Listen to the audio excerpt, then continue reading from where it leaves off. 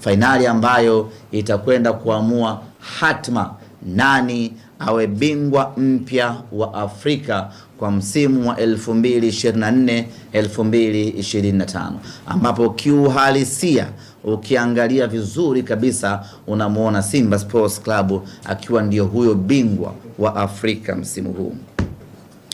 Mechi yetu itakuwa ni tarehe 25 ya mwezi huu wa 5 na mchezo utapigwa katika uwanja wa Amani pale visiwani Zanzibar.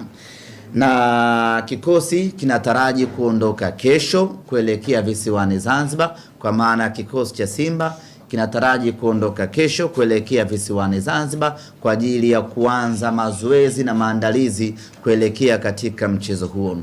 Mara baada ya kurejea kutoka Morocco, timu ikapata mapumziko ya siku 2, kwa maana Jumapili tuliorejea na jana Jumatatu.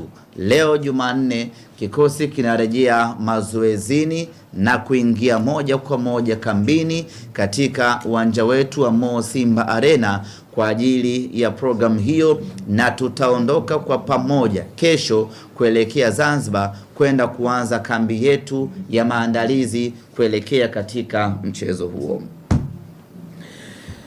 Mechi yetu inachezwa katika uwanja wa Amani, na hii ni moja kati ya habari kubwa sana ambayo imetikisa Afrika kama si dunia kwa ujumla, baada ya mchezo kuhamishwa kutoka uwanja Benjamin Mkapa kwenda uwanja wa Amani.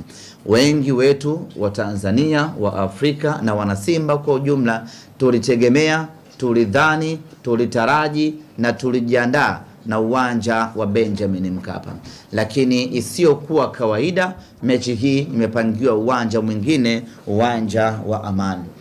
Tunafahamu ya kwamba taarifa za mechi yetu kupelekwa uwanja wa Amani ni taarifa ambazo zimemhuzunisha kila mwanasimba, ni taarifa ambazo zimemshtua kila mwanasimba, ni taarifa ambazo zimemtia unyonge kila mwanasimba.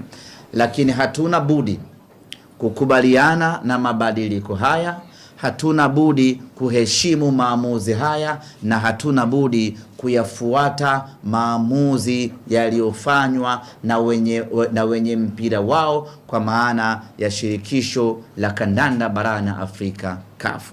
Sote wana Simba tungependa kuona mechi hii inachezwa katika uwanja tuliouzoea, katika uwanja tunaoupenda, katika uwanja mkubwa zaidi, uwanja wa Benjamin Mkapa.